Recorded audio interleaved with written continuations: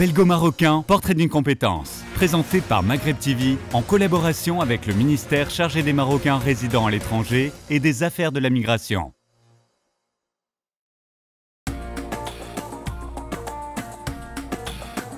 Bonjour, donc je m'appelle Najat Arbib, je suis née à Liège en 1974, je suis mariée, j'ai 3 garçons.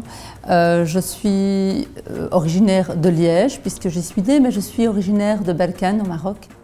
Depuis 2013, je suis juge ici. À la fois, je traite des matières civiles, c'est-à-dire du droit de la responsabilité, du droit des assurances, et également des affaires pénales. Donc les affaires pénales, c'est ce qu'on lit dans la presse, dans les faits divers régulièrement.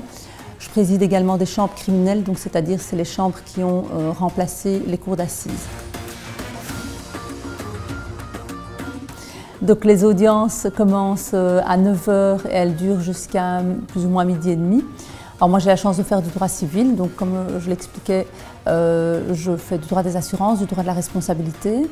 Et alors je fais également du droit pénal et je connais notamment des infractions, donc tout ce qui est classique de vol, de coups.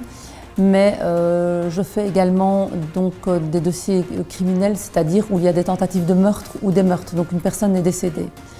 Et donc je préside, c'est-à-dire que j'ai 2 juges assesseurs qui siègent avec moi puisque c'est les infractions les plus graves. C'est poser la question dans le cadre de l'exercice de ma profession ou lorsqu'on a des victimes d'origine marocaine ou lorsque par exemple j'ai déjà connu un dossier où c'était une tentative d'incendie sur une mosquée. Moi j'estime qu'à partir du moment où je mets ma robe, je ne suis ni une femme, ni un homme, ni belge, ni marocaine, je suis un juge.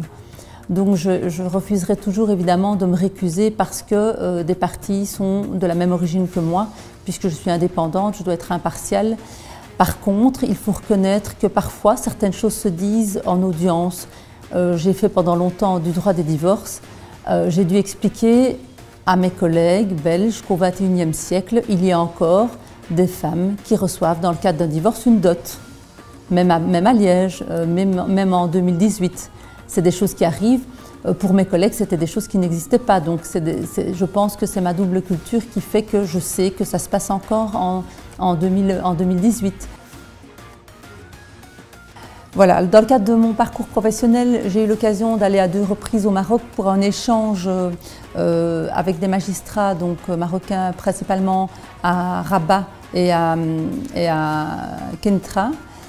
Donc nous y allions donc, avec d'autres magistrats wallons et flamands, donc néerlandophones, pour un petit peu leur expliquer notre manière de fonctionner en Belgique en matière de droit de la famille et en droit de la jeunesse. Et alors cette mission nous a apporté à tous beaucoup, et à moi la première, parce que nous y allions pour leur expliquer un petit peu comment la Belgique fonctionnait. On a encore peut-être cette relation d'ancien protectorat français entre l'Europe et le Maroc et l'Afrique en général. Il y a toujours peut-être un peu cette relation où on va un peu leur faire la leçon. Et ces 2 missions m'ont apporté beaucoup de choses, en ce sens que je me suis rendu compte que le Maroc avait mis beaucoup de choses en place, tant au niveau du droit civil, au niveau du droit des femmes, et qu'il envisageait le droit des mineurs délinquants de manière très progressiste. Et on s'est rendu compte qu'en fait, le droit civil marocain était progressiste à beaucoup de niveaux, notamment en ce qui concerne la préservation du droit du plus faible, qui dans un mariage était considéré jusqu'à peu de temps, la partie la plus faible était considérée comme étant la femme. On a choisi de s'installer à Fès quand on va au Maroc pour plusieurs raisons. C'est parce qu'on pense que c'est vraiment le Maroc authentique. C'est le Maroc qu'on voulait transmettre à nos enfants. C'est-à-dire qu'il y a le Maroc des plages, etc. Ça, ils en profitent aussi, mais ça ne laisse pas de traces. Quand ils vont à Fès, ils sont très fiers parce qu'on leur montre l'histoire, la culture. Et alors, ils vivent en Belgique, on n'a pas une vision positive des Marocains. Et d'ailleurs, j'ai un enfant qui vient d'avoir 10 ans, qui me dit toujours pourquoi les voleurs et les assassins, c'est toujours des Marocains.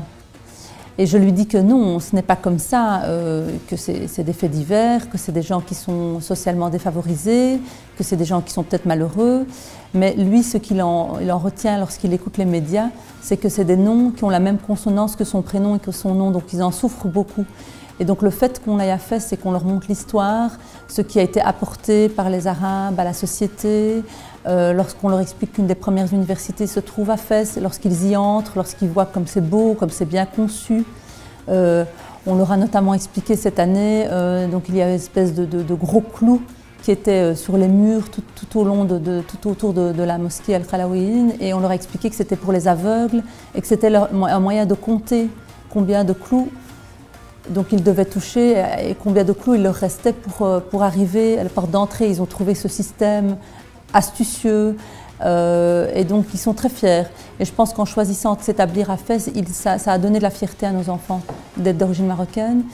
Le secret de la réussite, je pense, pour tous nos compatriotes et pour toutes les personnes qui s'identifient comme faisant partie de la Belgique, comme appartenant à la Belgique et au Maroc, je pense que c'est le travail. Il n'y a pas, parce que la réussite, c'est pas d'être magistrat ou d'être médecin, ça j'en suis persuadée. La réussite, c'est de se lever tous les matins et d'aimer son travail. Et je pense que si c'est ça la réussite, j'ai réussi ma vie. Mais pour arriver, pour être désigné magistrat et pour travailler à Liège comme c'était mon rêve, j'ai travaillé, c'est tout. Voilà.